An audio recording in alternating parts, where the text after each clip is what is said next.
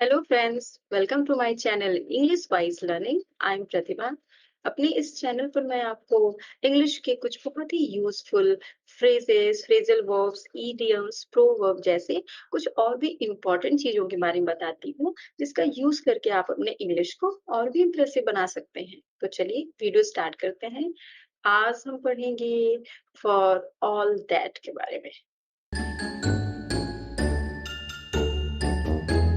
For all that एक conjunction है जिसका हिंदी में मतलब होता है तब भी या फिर इसके बावजूद। जैसे कि हम इसके लिए यूज करते हैं इन स्पाइट वर्ड। जब हमें इसके बावजूद कहना हो तो इंग्लिश में हम इन स्पाइट यूज करते हैं, मगर उसके बजाय अगर हम इस कंजंक्शन का यूज करें फॉर ऑल दैट का, तो वो वहां पे बहुत इंप्रेसिव लगता है। तो चलिए हम थोड़ा डिटेल में देखते हैं इसके मीनिंग्स को। Definition of for all that: it is used to say that in spite of something just mentioned। चलिए हम हिंदी में इसकी परिभाषा को देखते हैं। इसका यूज हम तब करते हैं जब हमें किसी सिचुएशन में इसके बावजूद या फिर तब भी का कहना हो। तो आप लोगों ने फॉर ऑल दैट कंजक्शन की हिंदी और इंग्लिश दोनों में उसकी मीनिंग को समझ लिया।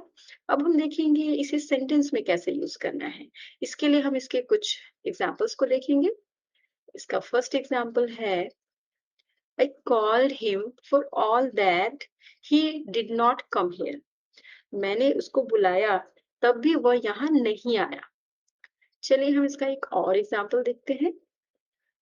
She sacrificed many nights to study for exam, but for all that she still failed। उसने पढ़ाई करने के लिए कई रातें कुर्बान कर दी, इसके बावजूद वह फेल हो गई। तो आप लोगों ने फॉर ऑल दैट की हिंदी और इंग्लिश दोनों में इसकी मीनिंग को समझा और उसे सेंटेंस में कैसे यूज करना ये भी आप लोगों ने देखा। अब हम चलेंगे प्रैक्टिस सेट की तरफ।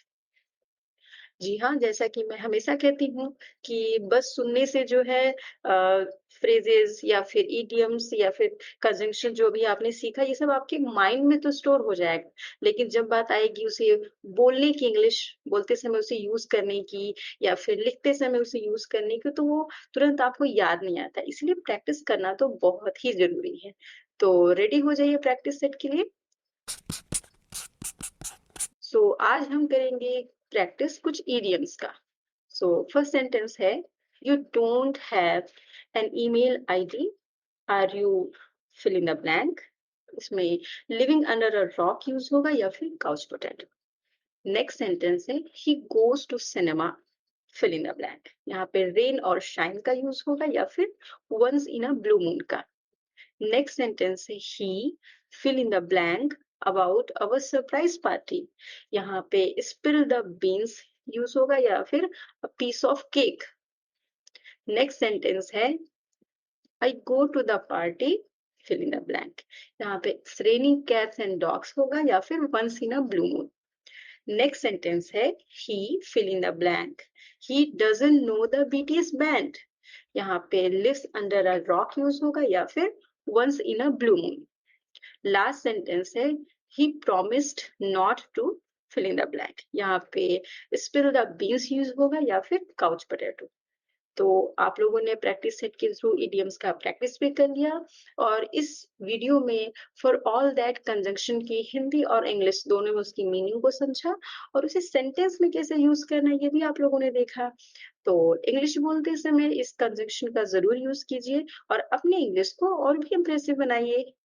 Thank you for watching. Please like, subscribe and hit the bell icon. Thank you.